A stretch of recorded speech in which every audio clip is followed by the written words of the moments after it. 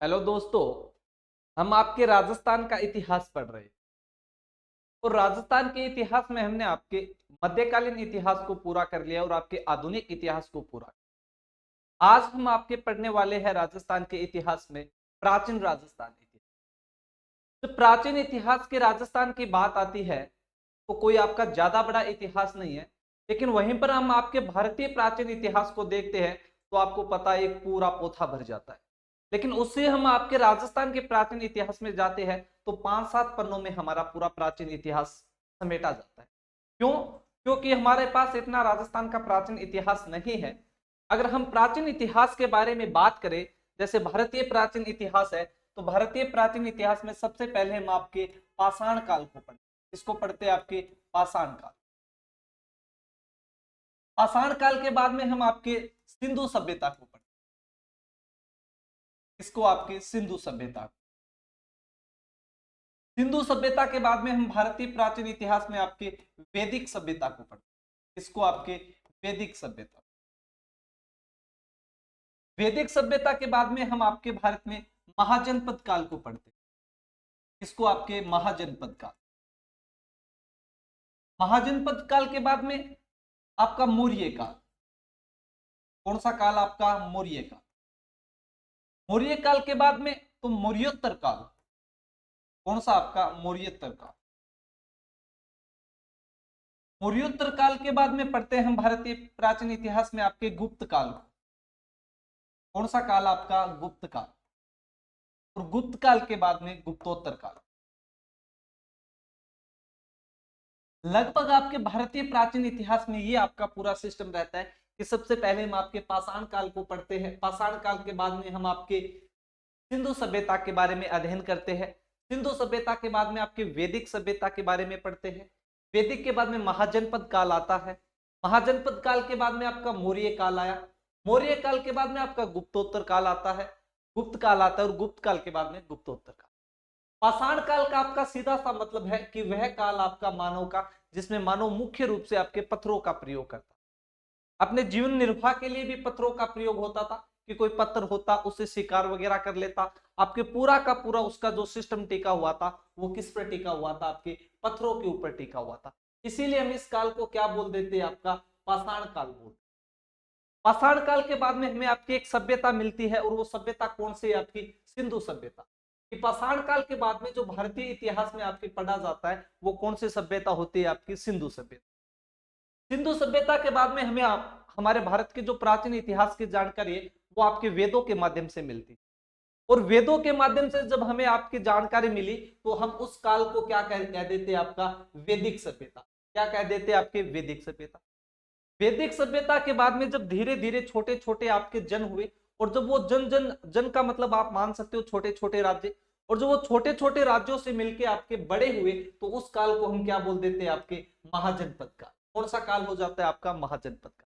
और उसी महाजनपद काल में एक आपका जो बड़ा एक जनपद हुआ था मगध जनपद, और उस पूरे के पूरे जनपद पे पूरे भारत को एक साथ बांधने का कार्य किया था मौर्यों के द्वारा। इसलिए जो वो काल हुआ उसके बाद में हम उसको क्या बोल देते हैं? आपका मौर्य काल। कि जो मौर्य काल था उस समय आपके पूरे भारत को एक सूत्र में बांधने का कार्य किया था, इसीलिए उस काल को हमने क्या बोला है? आपका मौर्य काल। लेकिन मौर्य काल के बाद में फिर से भारत आपका छोटे छोटे खंडों में विभाजित हो जाता है, अनेक वंशों का आपका उद्भव हो जाता है। इसी कारण उस काल को हमने क्या बोला? आपका मौर्योत्तर काल। क्या बोला? आपका मौर्योत्तर काल। मौर्योत्तर काल के बाद में फिर से भारत को एक सूत्र में बांधने का कार्य किया, और वो किसके द्वारा किया गया? गुप्तों के द्वारा। इसलिए वो काल कौन सा हो गया? आपका गुप्त काल। कौन सा हो गया? आपका गुप्त काल। लेकिन गुप्त काल के बाद में फिर से अनेक छोटे छोटे राज्यों का उद्भव होता है, इसीलिए हम उसको बोलते हैं आपका गुप्तोत्तर। लेकिन हमें राजस्थान के इतिहास में सबसे पहले आपके पाषाण काल के बारे में थोड़ी बहुत जानकारी होनी कि पाषाण काल के बारे में हमें यहाँ से क्या क्या उल्लेख मिलते हैं, कौन कौन से क्षेत्र मिलते हैं। तो जब राजस्थान में पाषाण काल की बात आती है तो पाषाण काल में आपके पुरातत्वविद हुए थे सीए हेकेट, और सीए हेकेट को 1870 में आपके जयपुर और इंद्रगढ़ के माध्यम से सबसे पहले आपके हैंडेक्स मिलती। क्या मिलती है? आपके हैंडेक्स मिलती। तो जब हम आपके राजस्थान की बात करते हैं, किसके? आपके राजस्थान की। और राजस्थान में हमें आपके पाषाण काल में क्या मिलता है? तो याद रखोगे राजस्थान में आपका पाषाण काल के बारे में कौन कौन से हमारे पास जानकारी उपलब्ध है। जब राजस्थान की बात है और आपके पाषाण काल की बात हो, किसके, आपके पाषाण काल, तो राजस्थान में जब पाषाण काल की बात आती है, आपकी स्टोन एज की बात आती है, तो सबसे पहले एक व्यक्ति हुए आपके सीए हेकेट। सीए हेकेट, और सीए हेकेट को 1870 ईस्वी में आपके एक तो जयपुर और एक आपके इंदरगढ़, यहां दोनों जगह से आपके हैंडेक्स मिली।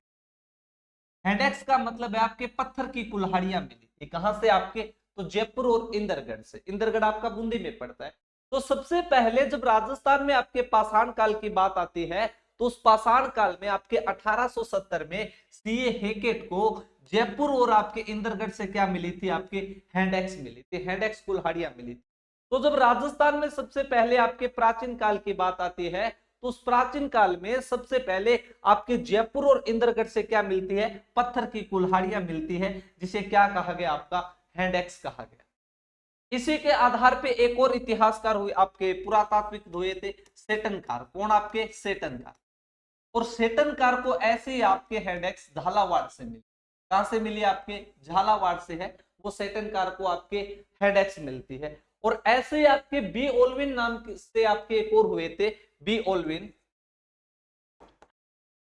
और बी ओल्विन को आपके जालोर से आपके पाषाण काली पत्थरों का आपका हैंडेक्स मिलता। तो राजस्थान में जब सबसे पहले प्राचीन काल की बात आती है, आपके पाषाण काल की बात आती है, तो 1870 ईस्वी में, कब, आपके 1870 ईस्वी में, 1870 ईस्वी के अंदर आपके सीए हेकेट को जयपुर और आपके इंदरगढ़ से क्या मिलती है, हैंडेक्स मिलती है। तो राजस्थान में जो आपका सबसे प्राचीनतम जो अवशेष है, वो सबसे पहले किसे प्राप्त हुए, तो वो सीए हेकेट को हुए थे। कब हुए थे, तो 1870 ईस्वी के आसपास हुए थे। और कहां से मिले, तो आपके जयपुर और आपके इंदरगढ़ से मिले। जयपुर और आपके इंदरगढ़ से क्या मिलता है, तो हैंडेक्स के आपके मिलते, क्या मिलते हैं, आपके हैंडेक्स।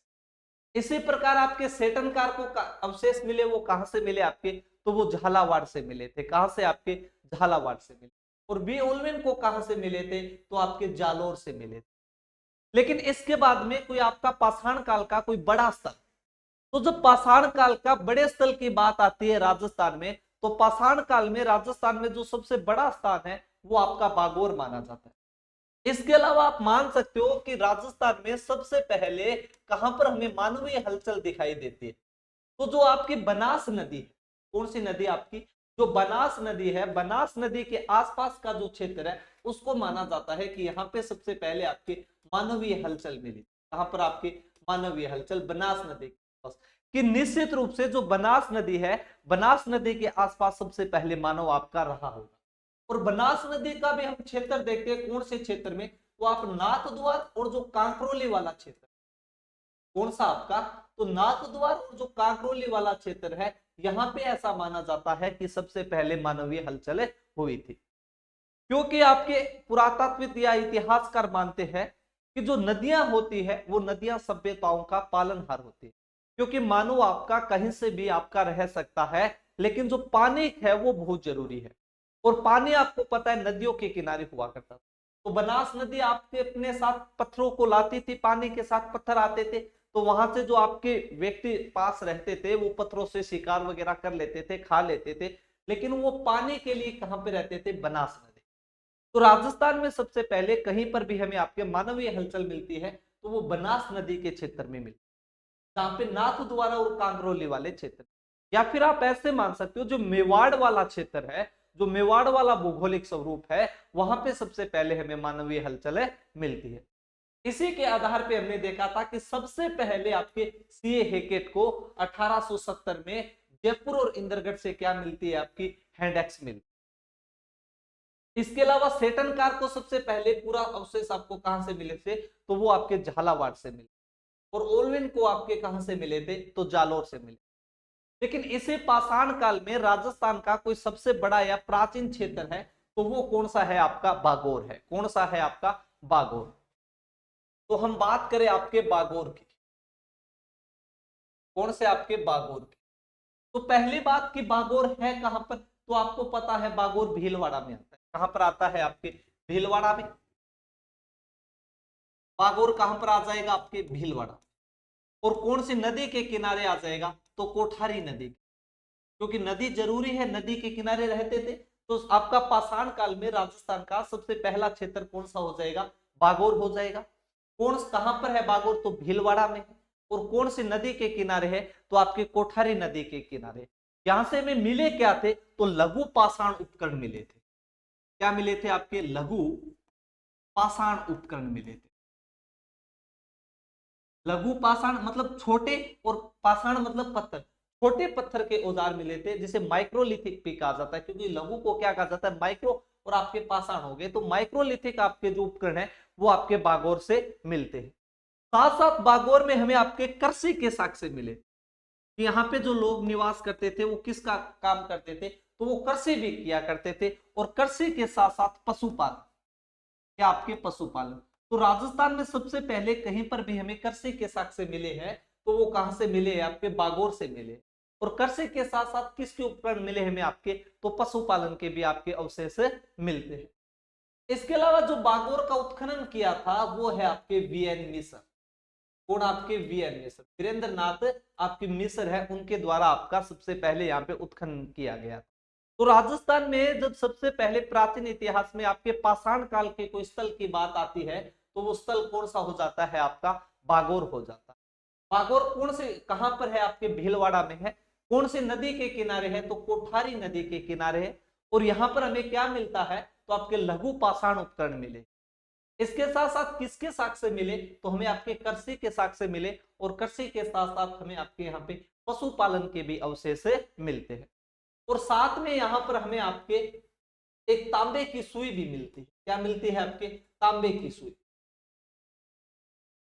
जो छिद्र वाली सुई होती है तांबे की, जो जिसमें धागा पिरोया जाता है, वैसे तांबे की सुई भी प्राप्त हुई थी। कहां से, आपके बागोर से। बागोर के जैसा ही हमें पाषाण कालीन राजस्थान में एक और स्थल मिलता है, और वो कौन सा है, आपका तिलवाड़ा। कौन सा स्थल है, आपका तिलवाड़ा। कि आपके बागोर जैसा ही राजस्थान में एक और आपका पाषाण कालीन स्थल है, और वो पाषाण कालीन स्थल कौन सा है, तो वो पाषाण कालीन स्थल है तिलवाड़ा। अब तिलवाड़ा है कहां पर, तो तिलवाड़ा पहले तो आपका बाड़मेर में आया करता था, लेकिन वर्तमान में तिलवाड़ा कहां पर है आपके, तो बालोतरा में। ये भी ध्यान रखना कि तिलवाड़ा वर्तमान में कहां पर आता है आपके, तो बालोतरा में। कहां पर आता है, आपके बालोतरा में आता है। वही बात कौन सी नदी के किनारे होगा, तो लूणी नदी के। नदी कौन सी हो जाएगी, आपकी लूणी नदी हो जाएगी। कि जो तिलवाड़ा है वो अब वर्तमान में बालोतरा में स्थित है, और कौन सी नदी के किनारे, तो आपकी लूणी नदी के किनारे। यहां से भी हमें क्या मिलते हैं, तो लघु पाषाण उपकरण। क्या मिले थे, आपके लघु पाषाण उपकरण। लघु पाषाण उपकरण मिलते हैं। और लघु पाषाण उपकरण के साथ साथ हमें यहाँ पर आपके पशुपालन के अवशेष, किसके अवशेष मिलते हैं, आपके पशुपालन के अवशेष मिलते हैं। कहां से, आपके तिलवाड़ा से। आपके बागोर से भी हमें पशुपालन के अवशेष मिले थे, और बागोर के साथ साथ हमें आपके तिलवाड़ा से भी आपके अवशेष मिलते हैं, किसके, पशुपालन के। तो राजस्थान में जब आपके पाषाण काल की बात की जाए, पाषाण काल का मतलब पत्थरों वाला काल, जहां पे मनुष्य अपना पूरा का पूरा जो यूज है, जो प्रयोग है, वो किसका किया करता था, आपके पत्थरों का प्रयोग किया करता था। तो उसी पाषाण काल में जब हमने देखा कि कोई सबसे बड़ा स्थल कौन सा है, आपका बागोर है, और दूसरा आपका तिलवाड़ा है। इसके अलावा पाषाण काल के आप राजस्थान में 2-3 स्थल और है, उनके बारे में भी ध्यान रखना। एक तो आपका जायल, कौन सा, आपका जायल। एक आपका डीडवाना, और एक आपका बूढ़ा पुष्कर। कौन सा, आपका बूढ़ा पुष्कर, जो अजमेर में पड़ता है, बूढ़ा पुष्कर। बूढ़ा पुष्कर जो कहां पर है, आपके अजमेर में। तो राजस्थान में जब पाषाण कालीन स्थलों की बात आए, तो उन पाषाण कालीन स्थलों में आप सबसे पहले इन 5 स्थलों के बारे में ध्यान रखोगे कि एक आपका बागोर है, दूसरा आपका तिलवाड़ा है। दूसरा कौन सा हो जाएगा, आपका तिलवाड़ा है। इसके अलावा राजस्थान में कोई आपके पाषाण कालीन स्थल, तो जायल है, डीडवाना है, बूढ़ा पुष्कर। ये सारे के सारे कैसे स्थल है आपके, तो ये सारे के सारे आपके पाषाण कालीन स्थल है। इसके अलावा इससे पहले हमें सबसे पहले जानकारी किसने दी थी, तो आपकी सीए हेकेट ने दी थी, जिन्हें आपके जयपुर व इंद्रगढ़ से क्या प्राप्त हुई थी, आपकी हैंडेक्स मिलता है। इसके अलावा जो सेटनकार थे उन्हें झालावाड़ से अवशेष मिले थे, और जो ओल्वेन है उनको कहां से मिले थे, आपके जालोर में मिले। सबसे पहले हमें मानवीय हलचल कहां पे मिलती है, तो आपके बनास नदी के क्षेत्र में मिलती है। और पर्टिकुलर बात की जाए तो आपका जो नाथद्वार और जो कांकरोली वाला क्षेत्र है, यहाँ पे सबसे पहले आपकी हलचल देखने को मिलती है। उसी पाषाणकालीन स्थल में हमने आपके कुछ जगहों के नाम देखे, जैसे आपका बागोर जो भीलवाड़ा में पड़ता है कोठारी नदी के, लेकिन यहां से हमें क्या प्राप्त हुए, तो लघु पाषाण उपकरण मिले। इसके साथ साथ बागोर से करसी के भी साक्ष्य मिले, और आपके पशुपालन के भी अवशेष। यहाँ एक तांबे की सुई भी मिलती है, और यहाँ का उत्खनन किसने किया था, तो आपके वीएन मिश्र के द्वारा उत्खनन किया गया। इसके अलावा आपका तिलवाड़ा का भी उत्खनन, वो आपका तिलवाड़ा बालोतरा में है, लूणी नदी के किनारे है।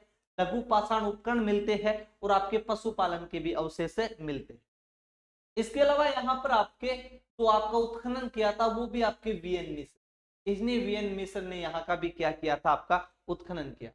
इसी प्रकार राजस्थान के हम 3 स्थलों के और भी नाम याद रख सकते हैं आपके पाषाण काल में, आपका जायल है, डीडवाना है, आपका बूढ़ा पुष्कर। इसके बाद में हम बात करते हैं कि सभ्यताओं के बारे में। तो जब सबसे पहले राजस्थान में सभ्यताओं की बात की जाती है, तो आपके नाम सामने एक नाम आता है कालीबंगा। कौन सा, आपका कालीबंगा। अब हम बात करने वाले हैं आपकी किसके, कालीबंगा सभ्यता। लेकिन कालीबंगा सभ्यता को पढ़ने से पहले आप एक बात याद रखो कि सबसे पहले जो हमारा प्राचीन भारत चल रहा था, जो भारतीय इतिहास था, इसकी जानकारी थी वो हमें ऋग्वेद से, वैदिक काल से मिली। और वैदिक काल में एक वेद है आपका ऋग्वेद, और ऋग्वेद का टाइम माना जाता है 1520। हम ऐसा मानते थे कि हमारा जो इतिहास है वो ऋग्वेद काल से स्टार्ट होता, 1520 से पहले हमारे पास कोई साक्ष्य उपलब्ध नहीं। हमारा इतिहास मानते थे वो आपके वैदिक काल से मानते थे, कि जो हमारा वैदिक काल में जो हमारा सबसे प्राचीन वेद है ऋग्वेद, इसी से हमारा इतिहास स्टार्ट होता है। लेकिन जैसे जैसे देश में गोरे आए, अंग्रेज आए, उन्होंने ऐसा कार्य किया कि नहीं यार, ये जो देश है ये इससे भी प्राचीन है। लेकिन पता कैसे लगा, हमारे पास सोर्स क्या, उपलब्ध क्या। तो आपके एक, क्योंकि इनके साथ साथ क्या थे, जो आपके अंग्रेज आए थे वो आपके 2 धर्मों के बारे में मुख्यतः जानते थे। और वो 2 धर्म कौन से थे, अंग्रेज एक तो स्वयं आपके ईसाई थे, तो यहूदियों के बारे में जानते थे, और एक आपके मुस्लिम के बारे में। लेकिन जैसे ये भारत आते हैं, तो भारत में इन्हें भिन्न भिन्न धर्मों के बारे में जानने की जानकारी मिलती। जैसे आपका हिंदू धर्म हो गया, जिसे सनातन धर्म कहते हैं। इसके अलावा आपके सिख हो गए, इसके अलावा आपके जैन हो गए, इसके अलावा आपका बौद्ध हो गया। तो इन भिन्न भिन्न धर्मों के बारे में आपका अंग्रेज जानने को जानकारी मिली। और अंग्रेज मानते थे कि जो सबसे बड़े धर्म है आपके, कि ईसाई और मुस्लिम, ये सबसे ज्यादा अपने क्षेत्र से भी बाहर फैले हैं, अपने मूल जगह से भी बाहर फैले। और इसका मुख्य रीजन था आपके राजा, कि राजा अपनी तलवार के माध्यम से अपना धर्म फैलाया करते थे। और भी अन्य कारण हो सकते हैं, पर मूल कारण आपके राजा हुआ करते थे, वो जगह जगह पर आक्रमण करके अपने धर्म का प्रचार किया करते थे, वहां के लोगों को अपना धर्म स्वीकार करवाया करते थे। लेकिन इसमें जो आपका बौद्ध धर्म है, आपका बौद्ध धर्म इससे भी आपका आगे गया। आप पूर्व जो आपका दक्षिण एशिया है, दक्षिण एशिया में देखोगे आप, चाइना हुआ, श्रीलंका हुआ, थाईलैंड हुआ, आपके वो इन प्रत्येक जगह पे आपका बौद्ध धर्म फैला हुआ। सॉरी बच्चों, इन्हीं में एक व्यक्ति है आपके Alexander Cunningham. Alexander Cunningham, Alexander Cunningham है, इन्हें भारतीय पुरातात्विक विभाग का जनक माना। अलेक्जेंडर कनिंघम ने कहा कि जिस प्रकार से ईसाई और मुस्लिम धर्म फैला है, क्या उसी प्रकार से आपका बौद्ध धर्म फैला था। बौद्ध धर्म को आपके तलवार के आधार पर फैलाया गया था। तो लोगों ने कहा कि क्या तेरा दिमाग खराब है, बौद्ध धर्म का तो प्रमुख उद्देश्य यही है, अहिंसो परमो धर्म, कि अहिंसा है आपका वो परम धर्म है, अहिंसा नहीं करने। तो फिर ये बौद्ध धर्म कैसे फैला। लोगों ने बताया कि बुद्ध है, वो बुद्ध अपने विचारों से इसको फैलाया है। लोगों को विचार पसंद आए, इसलिए लोगों ने ये धर्म को स्वीकार कर लिया। क्योंकि बौद्ध तो है, वो बौद्ध तो ये मानते थे कि हिंसा करनी ही नहीं, इसलिए अलेक्जेंडर कनिम का बौद्ध धर्म की तरफ झुकाव बढ़ा और वो आपके जो भी यहाँ पे चीजें मिलती थी वो बौद्ध धर्म का मान लिया करता। जैसे माला मिली तो उसको भी कह दिया कि ये बौद्ध धर्म के लोग इसे पहनते थे। इसी प्रकार अलेक्जेंडर कनिंघम के बाद में आपके कर्जन आए और भारत का यह सौभाग्य था कि कर्जन ने यहाँ पे पुरातात्विक विभाग की स्थापना की। पहले पुरातात्विक विभाग सही तरीके से कार्य नहीं करता था, उसे फंड नहीं मिलता था, तो उसमें आपके कर्जन ने अहम भूमिका निभा। कर्जन के बाद में और आपके भारत की सौभाग्य रहा कि जो आपके जॉन मार्शल थे वो यहाँ पे काम करने आए पुरातात्विक विभाग में। कौन? आपके जॉन मार्शल। और जॉन मार्शल ने आपके एक व्यक्ति को भेजा कि जाओ आप उत्खनन करो। क्यों? क्योंकि जब आपके रेलवे लाइन बिछाई जा रही थी तो रेलवे लाइन के समय पे आपके पत्थरों की जरूरत थी, आपके ईंटों की जरूरत थी। तो लोगों ने कहा कि ईंट कहां से लाई जाए, क्योंकि दो बंदे थे आपके बर्टन ब्रोदर, इनको ये कार्य सौंपा गया। तो बर्टन ब्रोदर ने कहा कि हमें आपकी ईंट चाहिए। तो लोगों ने कहा कि यहाँ पे एक टीला है और उस टीले में काफी ईंटें, आप उस टीले को हटाओ और ईंटें लो। कि ईंटें कहां से आ रही है कि वो हमें पता नहीं, पर टीले को जैसे आप हटाओगे तो यहाँ पे ईंटें ही ईंटें। तो जॉन ब्रदर जो आपके बर्टन ब्रोदर थे यहाँ से ईंटें निकाल के इसको ईंटों को आपका बिछाना काम शुरू कर दिया। लेकिन बाद में जब आपके जॉन मार्शल की नजर पड़ी कि ऐसे ऐसे ईंटें आ रही है तो इन्होंने दयाराम साहनी को आपके इस क्षेत्र में खोजने के लिए भेजा कि तुम जाओ और जाके देखो। तो दयाराम साहनी हमें पता है कि आपके हड़प्पा नामक स्थल की खोज करता। इसके बाद में आपके ऐसे ही एक और स्थल की खोज हुई और वो होती है आपका मोहनजोदड़ो। तो आपके जॉन मार्शल ने ये तो कह दिया था कि भारत इससे भी पहले का प्राचीन जगह है, क्योंकि इन्होंने आपके हड़प्पा की खोज कर चुकी है, आपके मोहनजोदड़ो की खोज कर चुके। तो आपके जॉन मार्शल ने इस पूरे वाले पंजाब वाले एरिया पे आपका कहा कि तुम इस पूरे क्षेत्र को खोद डालो और लगभग आपके बहुत सारी साइटें मिलना प्रारंभ हो। लेकिन जैसे ही देश आजाद हुआ तो आजाद होने के बाद जो हमने साइटें खोदी थी वो सारी की सारी आपके पाकिस्तान में चली। अब पाकिस्तान वालों ने कहा कि तुम कहते थे ना कि सबसे प्राचीन सभ्यता भारत में है, पहला खोजा गया स्थल भारत में, नहीं, ये सारा के सारा पाकिस्तान में। तो अब क्या किया जाए? अब भारत के पास कोई स्थल नहीं है, क्योंकि जो आपके अधिकांश स्थल थे वो खोजे गए, वो सारे के सारे आपके पाकिस्तान में जा चुके थे। तो किसी ने कहा कि ये कोई जरूरी थोड़ी है कि पाकिस्तान वाले में ही पंजाब में ये सारे के सारे स्थल मिल सकते, कोई सीमा तो ऐसी नहीं है, हम भारत वाले पंजाब में ये स्थल खोजना प्रारंभ। और धीरे धीरे धीरे धीरे ये भारत वाले स्थल की खोज रहा हो और भारत में आपके अनेक स्थल मिले, आपके सबसे ज्यादा गुजरात में मिले।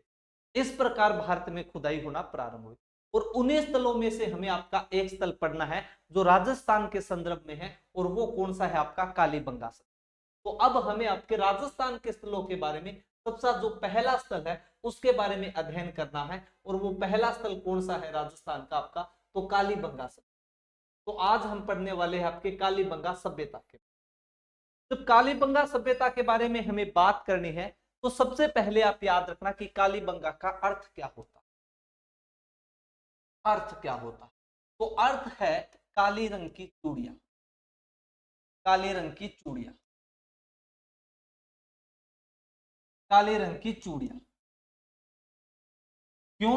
क्योंकि बंगा का अर्थ आपके पंजाबी भाषा में बंगा का मतलब होता है चूड़िया, और यहां से बहुत सी काले रंग की चूड़ियां मिली थी, इसलिए इसका नाम क्या हो गया? आपका कालीबंगा सभ्यता। क्योंकि बंगा का मतलब होता है आपका चूड़िया, और यहां से इस स्थल से बहुत सारी आपके जो काले रंग की चूड़ियां मिली थी, इसलिए हमने नाम रख दिया कि आपका कालीबंगा सभ्यता। इसके अलावा जो कालीबंगा सभ्यता है इसकी सबसे पहले हमें जानकारी किसने दी थी? कालीबंगा शब्द की सबसे पहले हमें आपके स्थल के बारे में बताया किसने था? इसकी सबसे पहले जानकारी हमें कौन देता है? तो इसकी हमें जानकारी दी थी एलपी टेसीटोरिन। ये भी याद रखना, एलपी टेसीटोरिन। कि जो आपका कालीबंगा सभ्यता है, इस कालीबंगा सभ्यता के बारे में सर्वप्रथम हमें किसने जानकारी दी थी? तो सबसे पहले हमें जो जानकारी देता है वो जानकारी देने वाला कौन है? तो वो है आपका एलपी टेसीटोरी, जिन्होंने हमें कालीबंगा सभ्यता के बारे में सबसे पहले जानकारी दी। ये कालीबंगा सभ्यता है कहां पे? तो जब कहां पर की बात आए तो याद रखना हनुमानगढ़ में। कहां पर? आपके हनुमानगढ़। कि कालीबंगा जो सभ्यता है वो कहां पर है? तो आपके हनुमानगढ़। तो सर आप कहते थे कि प्रत्येक सभ्यता कोई ना कोई नदी के किनारे हुआ करती थी, तो ये आपकी कालीबंगा जो सभ्यता है ये कौन सी नदी के किनारे है? तो जब कालीबंगा सभ्यता की नदी की बात की जाए कि ये कौन सी नदी के किनारे स्थित, तो जब नदी की बात है तो आप याद रखोगे घग्गर नदी। अगर घग्गर नदी ऑप्शन में नहीं है तो आपकी सरस्वती नदी, सरस्वती नदी ऑप्शन में नहीं है तो इसे आपके कहते हैं मृत नदी, और मृत नदी नहीं है तो कहते हैं इसे नट नदी। एक ही नदी है, इसको भिन्न भिन्न नामों से आपका जाना जाता है। घग्गर नदी भी बोल सकते हो, सरस्वती नदी भी बोल सकते हो, मृत नदी भी बोल सकते हो, और आपका नट नदी भी बोल सकते हो। तो सबसे पहले आपको कालीबंगा सभ्यता के बारे में इतनी चीजों के बारे में अध्ययन रखना है कि कालीबंगा जो सभ्यता है, इस कालीबंगा सभ्यता का अर्थ क्या होता है। तो जब अर्थ की बात की जाए तो याद रखोगे कालीबंगा सभ्यता का सीधा सा आपका अर्थ है कि काले रंग की चूड़ियां। किसकी रंग की चूड़ियां? आपके काले रंग की चूड़ियां। इसके अलावा काले रंग की चूड़ियां हो गई, पर हमें आपके कालीबंगा सभ्यता के बारे में सबसे पहले आपकी जानकारी किसने दी थी? तो जब जानकारी की बात आए तो याद रखोगे सबसे पहले हमें जानकारी दी थी आपके, जानकारी देने वाले हैं एलपी टेसीटोरी। कौन हो जाएंगे आपके? एलपी टेसीटोरी। ये जो कालीबंगा सभ्यता स्थल है, ये कालीबंगा सभ्यता स्थल है कहां पे? तो जब कालीबंगा सबल के स्थल की बात की जाए कहां पर है, तो आपका हनुमानगढ़ में। और ये कालीबंगा सभ्यता शब्द किस नदी के किनारे है? तो ये आपके घग्गर नदी या फिर सरस्वती या मृत नदी या नट नदी के किनारे। फिर इसका सर कालक्रम कितना है, ये कब से कब का स्थल है? जब कालक्रम की बात की जाए ना तो आप याद रखोगे 2350 से 1750 बीसी। कहने का मतलब 2350 ईसा पूर्व से 1750 जो ईसा पूर्व के मध्य का जो कालक्रम है वो माना गया कौन सी सभ्यता का? आपके तो कालीबंगा सभ्यता का। इसका कालक्रम क्या है? तो 2350 से 1750 बीसी के जो मध्य का टाइम है वो कौन सी सभ्यता का टाइम माना गया? आपके तो कालीबंगा सभ्यता। सर कालीबंगा सभ्यता के खोजकर्ता कौन है? जब खोजकर्ता की बात आई ना तो आप खोजकर्ता के बारे में ध्यान रखोगे अमलानंद घोष। कौन? आपके अमलानंद घोष। कालीबंगा सभ्यता के खोजकर्ता कौन है? तो आपके अमलानंद घोष है। कालीबंगा सभ्यता के बारे में सबसे पहले हमें जानकारी किसने दी थी? तो जानकारी देने वाले आपके एलपी टेसीटोरी है, पर आपके खोजकर्ता कौन है? तो खोजकर्ता हो जाएंगे अमलानंद घोष। इनको याद रखना, बहुत बार पूछा गया है पेपरों में सीधा कि कालीबंगा सभ्यता के खोजकर्ता किसे माने जाते हैं, तो खोजकर्ता कौन हो जाएंगे? आपके अमलानंद घोष। इतनी बातें पहले सभ्यता के परिचय से आपको ध्यान रखनी है कि कालीबंगा सभ्यता मुख्यतः आपका अर्थ क्या होता है। तो कालीबंगा सभ्यता का सीधा सा हमारा अर्थ होता है काले रंग की चूड़ियां। कालीबंगा सभ्यता के बारे में हमें सबसे पहले जानकारी किसने दी? तो जानकारी देने वाले हैं आपके एलपी टेसीटोरी। इसके अलावा कालीबंगा सभ्यता कहां पर है? तो कालीबंगा सभ्यता आपकी हनुमानगढ़ में। ये कौन सी नदी के किनारे है? तो ये घग्गर नदी या सरस्वती नदी या नट नदी या मृत नदी के किनारे। कालीबंगा सभ्यता का कालक्रम समय कितना माना गया है? तो 2350 बीसी से आपका 1750 बीसी माना गया है। कहने का मतलब 2350 से 1750 ईसा पूर्व का जो समय है वो माना गया किसका? आपके कालीबंगा सभ्यता। कालीबंगा सभ्यता के खोजकर्ता कौन है? तो जब खोजकर्ता की बात आए तो आप याद रखोगे अमलानंद घोष को कालीबंगा सभ्यता का क्या माना जाता है? आपका खोजकर्ता माना जाता है। इसके अलावा कालीबंगा सभ्यता के खोजकर्ता तो हमने मान लिया कि 1952 के आसपास आपके अमलानंद घोष ने इसकी खोज की थी, लेकिन कालीबंगा सभ्यता का उत्खनन किसने किया है? जब उत्खननकर्ता की बात आए कि कालीबंगा सभ्यता का उत्खनन किसने किया, तो उत्खनन करता। जब उत्खननकर्ता की बात आती है तो उत्खननकर्ता आप याद रखोगे सबसे पहले आपके बीबी लाल, और दूसरा नाम आपके बीके थापर। बीबी लाल और आपके बीके थापर। बीके थापर, बीके थापर का तो हो गया आपके बालकृष्ण थापर, बालकृष्ण थापर। और आपके बीबी लाल का हो गया ब्रजवासी लाल, ब्रजवासी लाल। अब जो आपके पहले पेपर हुआ करते थे तो पहले पेपरों में तो आपके दो नाम काफी थे। सीधा सा पूछा जाता था कि कालीबंगा सभ्यता के उत्खनन करता है बीबी लाल व बीके थापर। कि आपके ब्रजवासी लाल व बीके थापर। लेकिन आजकल पेपर बनाने वाले का थोड़ा सा ट्रेंड चेंज हुआ है और वो आपको 4 नाम देता है और 4 नाम ऑप्शन में 4 नाम देके पूछता है कि इनमें से कालीबंगा सभ्यता का उत्खनन करता नहीं है। पहले तो पूछता था 4 नाम देके आपको कि कालीबंगा सभ्यता का उत्खनन करता है, तो हमें याद होता था हम बीबी लाल और बीके थापर के नाम से प्रश्न को गोलियां सही कर देते। लेकिन आजकल पेपर बनाने वाले ने थोड़ा सा ट्रेंड चेंज किया और ट्रेंड चेंज करके सवाल पूछता है कि इनमें से आपके कालीबंगा सभ्यता का उत्खनन करता नहीं है। तो इसके साथ साथ आप बीबी लाल और बीके थापर के साथ साथ 2-3 अन्य नाम आप याद रखो। वो 2-3 अन्य नाम क्या है, जैसे जेपी जोशी है, जगपति जोशी, एमडी खरे है, इसके अलावा बीके कल्ला है, तो उनके नाम भी आप याद रखो। जैसे आपके जेपी जोशी, एमडी खरे, इसके अलावा बीके कल्ला, बीके कल्ला। तो ये 4-5 नाम आप उत्खननकर्ता से याद रखोगे। B B Lal, BK Thapar, JP Joshi, MD Khare, B K आपके बीके कल्ला। उत्खननकर्ता कब से कब किया गया था, तो याद रखोगे 1961 से लेके 69 तक है वो आपके इस सभ्यता का क्या किया गया था, उत्खननकर्ता किया गया था। तो कालीबंगा सभ्यता के उत्खननकर्ता कौन हो जाएंगे, तो BB Lal, BK Thapar, JP Joshi, MD Khare और बीके कल्ला हो जाएंगे। उत्खनन कब से कब तक किया गया था, तो आपके 1961 से लेके 1969 तक आपके कालीबंगा सभ्यता का क्या किया गया था, उत्खनन किया गया।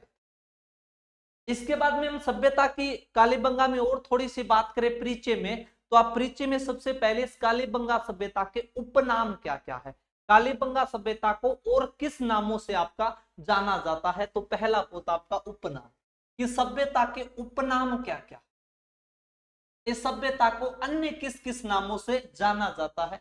जब आपके उपनामों की बात आती है तो सबसे पहले तो जब हम आपका पढ़ा कि हड़प्पा सभ्यता का ही एक आपका भाग है, कौन सा, कालीबंगा सभ्यता।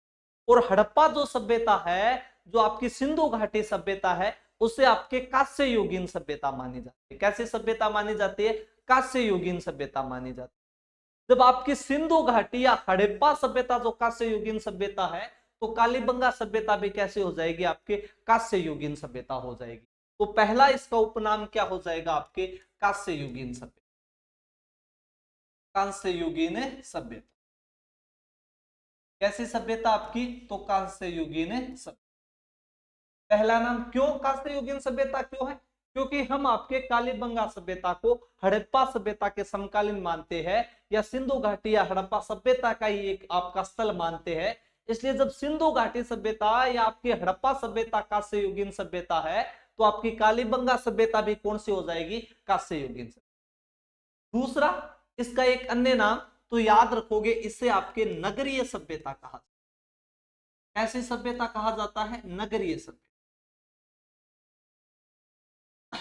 नगरीय सभ्यता का मतलब, नगरीय सभ्यता का मतलब है जब हम अब आपके इस सभ्यताओं के वाले चैप्टर में जब जगह भिन्न भिन्न जगहों का अध्ययन करेंगे, तो कुछ जगहों से हमें आपके ग्रामीण अवशेष मिलेंगे, इसलिए हम कह देते हैं कि वो ग्रामीण सभ्यता है। क्योंकि जहां से अवशेष मिलेंगे, जैसे आपके ग्रामीण क्षेत्र जैसे अवशेष मिलेंगे, उसका जो स्ट्रक्चर है, जो उसकी आकृति है, उसका जो रहन सहन है, उसमें जो भवन वगैरह बने हुए वो ग्रामीण तरीके से बनते हैं, या आपके ग्रामीण तरीके से रीति रिवाज है, वहां के आपके खेती पशुपालन सब कुछ आपके ग्रामीण तरीके से मिलते हैं, तो उसे हम आपका ग्रामीण सभ्यता कहते हैं। लेकिन हमें आपके नगरों जैसे अवशेष दिखाई देते हैं, तो उस सभ्यता को हम क्या कहते हैं, आपकी नगरीय सभ्यता।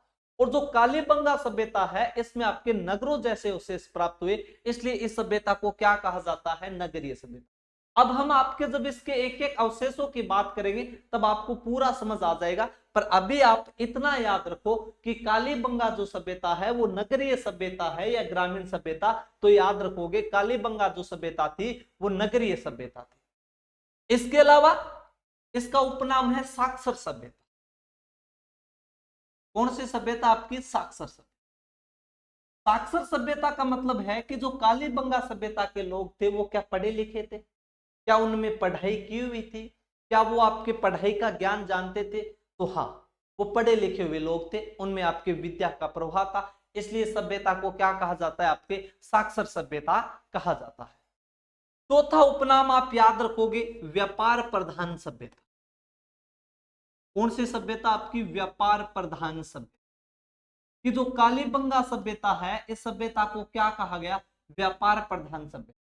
कि जो कालीबंगा सभ्यता के लोग थे वो एक जगह से दूसरी जगह आपका व्यापार किया, वो व्यापार का भी कार्य किया करते थे, इसलिए इस सभ्यता को क्या कहा गया, आपका व्यापार प्रधान सभ्यता कहा गया। इसके अलावा मात्र सत्तात्मक सभ्यता, मात्र सत्तात्मक सभ्यता, चाहे आपको कालीबंगा सभ्यता पूछे, चाहे हड़प्पा पूछे, चाहे सिंधु घाटी सभ्यता पूछे, कि वो मात्र सत्तात्मक सभ्यता थी या पितृ सत्तात्मक सभ्यता थी, तो आपको याद रखना है कि यहाँ पे आपके मात्र सत्तात्मक सभ्यता थी। कौन सी सभ्यता थी, आपकी मात्र प्रधान। जब मात्र प्रधान सभ्यता है, इसलिए इस सभ्यता को क्या कहा जाता है, आपके मात्र सत्तात्मक सभ्यता कहा जाता है। इसके अलावा अभी हमने बात की कि हड़प्पा के समकालीन है, हड़प्पा का इसको अवशेष माना गया है, हड़प्पा का ये एक स्थल माना गया है, इसलिए इसे हड़प्पा कालीन सभ्यता भी कहा, क्या कहा जाता है, आपके हड़प्पा कालीन सभ्यता, हड़प्पा कालीन सभ्यता। कि ये आपके हड़प्पा या सिंधु घाटी सभ्यता के समकालीन थी। जब हड़प्पा या सिंधु घाटी के समकालीन थी, इसलिए इसको आपके हड़प्पा कालीन सभ्यता भी माना जाता है, क्योंकि हम मानते हैं कि जो अवशेष हमें हड़प्पा या सिंधु घाटी सभ्यता में मिल रहे वैसे के वैसे आपके अवशेष यहाँ से मिल रहे हैं, तो निश्चित रूप से ये उसके समकालीन है, जबकि उसी का एक स्थल है कौन सा, आपका कालीबंगा, इसलिए इसको क्या कहा जाता है, आपके हड़प्पा कालीन सभ्यता। इसके अलावा आप इसे संयुक्त प्रधान सभ्यता कह सकते हो, क्या कह सकते हो, संयुक्त प्रधान सभ्यता। कौन सी सभ्यता आपकी, तो संयुक्त प्रधान सभ्यता, संयुक्त प्रधान सभ्यता। कि यहाँ पे जो रहने की व्यवस्था थी, जो परिवार वाला सिस्टम है, वो संयुक्त परिवार रहा करता था, एकल परिवार नहीं रहा करता था, तो संयुक्त परिवार रहता है, इसीलिए इसे क्या कहा जाता है, आपकी संयुक्त प्रधान सभ्यता कहा जाता है। इसके अलावा आप इसे एक अन्य नाम दे सकते हो, कृषि प्रधान सभ्यता। कौन सी सभ्यता आपकी, कृषि प्रधान सभ्यता, कृषि प्रधान सभ्यता। तो कालीबंगा सभ्यता को क्या कहा जाता है, आपके कृषि प्रधान सभ्यता भी कहा जाता है, क्योंकि जब हम आगे आपके कालीबंगा सभ्यता की एक एक चीजों के बारे में अध्ययन करेंगे, अवशेषों के बारे में अध्ययन करेंगे, तो हमें उल्लेख मिलता है कि कालीबंगा सभ्यता में कृषि की जाती थी। यहां तक माना जाता है कि कालीबंगा में दोहरी जुताई की जाती थी, गेहूं व जौ की एक साथ आपकी जुताई की जाती थी, तो इस सभ्यता को क्या माना गया है, आपका कृषि प्रधान सभ्यता माना गया है। इसके अलावा इसे आप दीनहीन की सभ्यता कह सकते, कई बार पूछा गया पेपर में, दीनहीन की सभ्यता किसे कहा, तो दीनहीन की सभ्यता आपके कालीबंगा सभ्यता, क्या कहा जाता है, दीनहीन की सभ्यता। जो मकान वगैरह है वो कच्ची ईंटों से बने थे, जो सड़कें वो भी कच्ची ईंटों से बने थे, इसलिए इसको गरीब सभ्यता या फिर आपकी दीनहीन की सभ्यता भी कहा जाता है। इसके अलावा लास्ट नाम एक और आप याद रख लेना, दोहरे प्रकोटे वाली सभ्यता। कैसे प्रकोटे वाली, दोहरे प्रकोटे वाली, दोहरे प्रकोटे वाली सभ्यता, दोहरे प्रकोटे वाली सभ्यता। तो ये सारे के सारे उपनाम है किस सभ्यता के, आपके कालीबंगा सभ्यता के। कि कालीबंगा सभ्यता को कांस्ययुगीन सभ्यता कहा जाता है, इसके अलावा नगरीय सभ्यता कहा गया, साक्षर सभ्यता कहा गया, व्यापार प्रधान सभ्यता कहा गया, मात्र सत्तात्मक सभ्यता कहा गया, हड़प्पा कालीन सभ्यता कहा गया, संयुक्त प्रधान सभ्यता कहा गया है, कृषि प्रधान सभ्यता कहा गया है, और दीनहीन की सभ्यता कहा गया है, और आपके दोहरे प्रकोटे वाली सभ्यता कहा गया है। तो हमने आपका क्या पढ़ना स्टार्ट किया, आज कालीबंगा सभ्यता पढ़ना स्टार्ट किया। सबसे पहले कालीबंगा सभ्यता के परिचय की बात की, किसके बात की हमने, परिचय की बात। कई बार पेपर से सीधा परिचय से सवाल उठता है, तो कालीबंगा सभ्यता का सीधा सा अर्थ क्या है, तो काले रंग की चूड़ियां।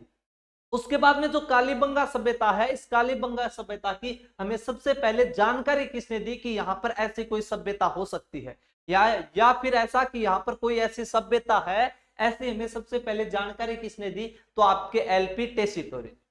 इसके अलावा कालीबंगा सभ्यता है कहां पे, तो कालीबंगा सभ्यता आपके हनुमानगढ़ में स्थित है। कहां पर, आपके हनुमानगढ़ में। इसके अलावा कालीबंगा सभ्यता कौन सी नदी के किनारे स्थित है, तो आप घग्गर या सरस्वती या मृत नदी या नट नदी, एक ही नदी है, इसके भिन्न भिन्न नाम है। तो इसे आप घग्गर नदी के किनारे मान सकते हो, सरस्वती नदी के किनारे मान सकते हो, मृत नदी के किनारे मान सकते हो, और नट नदी के किनारे। कालीबंगा सभ्यता का कालक्रम क्या है, इसका टाइम पीरियड क्या है, इसका समय क्या है, तो 2350 ईसा पूर्व से लेके 1750 ईसा पूर्व के जो मध्य का समय है, वो समय माना गया किसका, आपके कालीबंगा सभ्यता।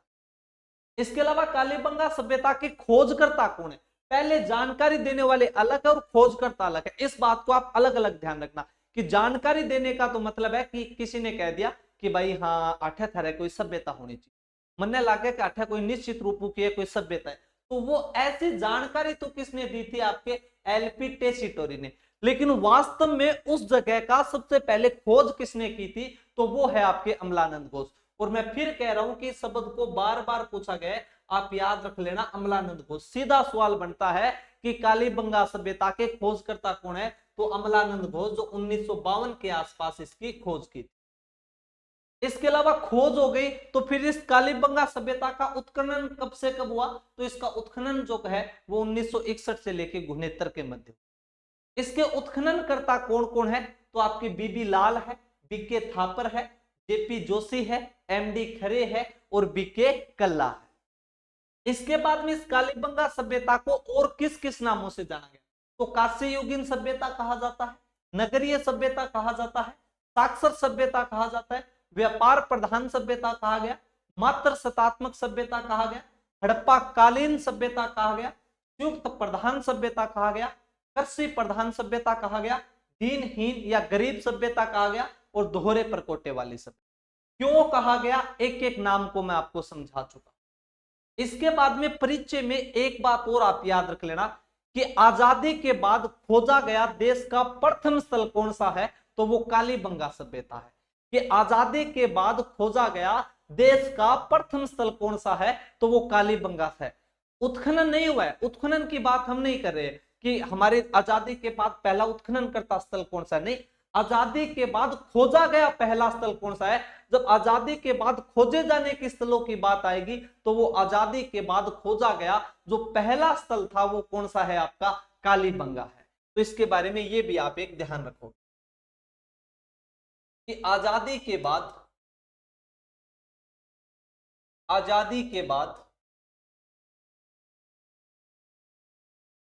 खोजा गया प्रथम स्थल। आजादी के बाद खोजा गया प्रथम स्थल। आजादी के बाद खोजा गया प्रथम स्थल कौन सा हो जाएगा आपके, तो आजादी के बाद खोजा गया प्रथम स्थल हो जाएगा आपका कालीबंगा। इसके अलावा परिचय में आप एक बात और याद रखना, एक इतिहासकार हुए आपके पुरातत्व वेदा हुए स्टुअर्ट आपके पिगट। कौन, आपके स्टुअर्ट पिगट। और पिगट ने यह माना कि जो आपकी सिंधु घाटी सभ्यता है, सिंधु घाटी सभ्यता का मतलब है कि हम इसे सिंधु घाटी सभ्यता क्यों कहा था, क्योंकि उस सभ्यता के जो प्रारंभिक स्थल थे वो सिंधु नदी के किनारे मिले थे, इसलिए उसको क्या कहा गया था, आपके सिंधु घाटी सभ्यता कहा गया था। सिंधु घाटी सभ्यता क्यों कहा गया था, क्योंकि जो उस सभ्यता के जो पहले जो खोजे गए स्थल थे वो लगभग आपके सिंधु नदी के किनारे पाए गए, इसलिए उसको सिंधु घाटी सभ्यता कहा गया। लेकिन धीरे धीरे जैसे जैसे उस स्थल के आपके उस सभ्यता के स्थल खोजे गए जो उसके समकालीन मिलते गए, वो अन्य नदियों के किनारे भी मिले, अन्य नदियों के किनारे मिले और एक लंबा चौड़ा क्षेत्र हो गया। तो कहा कि अब इसे क्या कहा जाए, क्योंकि पहले तो सिर्फ सिंधु नदी के किनारे स्थल मिले थे, इसलिए सिंधु घाटी सभ्यता कहा दिया गया था। लेकिन अब तो बहुत सारी नदियां हो गई है, तो किसी ने कहा कि आपके इस पुरातत्व का एक रूल है कि जिस सभ्यता का पहला स्थल खोजा जाता है उसका नामकरण उसके आधार पर भी किया जाता है। तो जो आपका सिंधु घाटी सभ्यता है बहुत बड़े क्षेत्र में फैल चुकी है, अनेक नदियों के किनारे स्थल मिल चुके हैं, तो इस सभ्यता का हमने सबसे पहले स्थल खोजा था हड़प्पा, इसलिए इस सभ्यता को क्या कह देते हैं, हड़प्पा कहते हैं।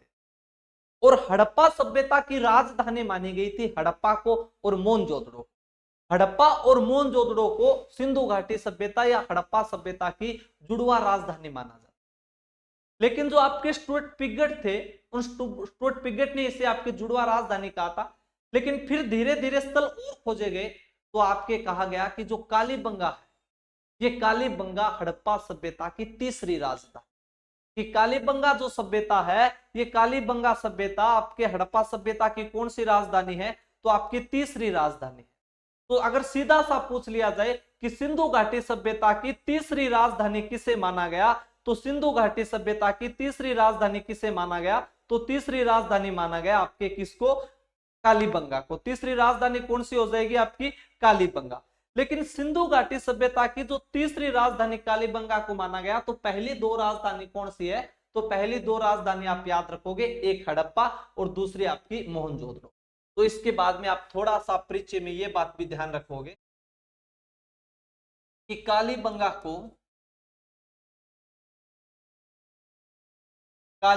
को हड़प्पा सभ्यता की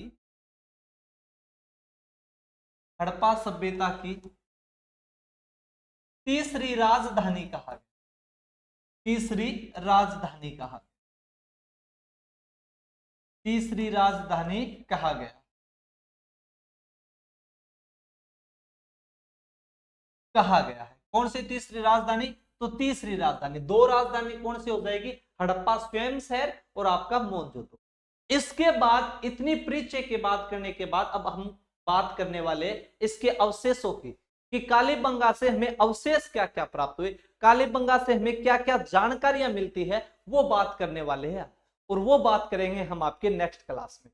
आज हमने कालीबंगा सभ्यता के बारे में परिचय की बात की कि ये सभ्यता कहां पर है, किस नदी के किनारे है, सबसे पहले जानकारी किसने दी, इसकी खोज किसने की है, इसका उत्खनन किसने किया है, इस कालीबंगा सभ्यता का अर्थ क्या है, कालीबंगा सभ्यता को और किस किस नामों से जाना जाता है। ये आपके आजादी के बाद खोजा गया कैसा स्थल है, तो आजादी के बाद खोजा गया पहला स्थल है। इसको आपके हड़प्पा सभ्यता की कौन सी राजधानी भी कहा गया, तो तीसरी राजधानी भी कहा गया।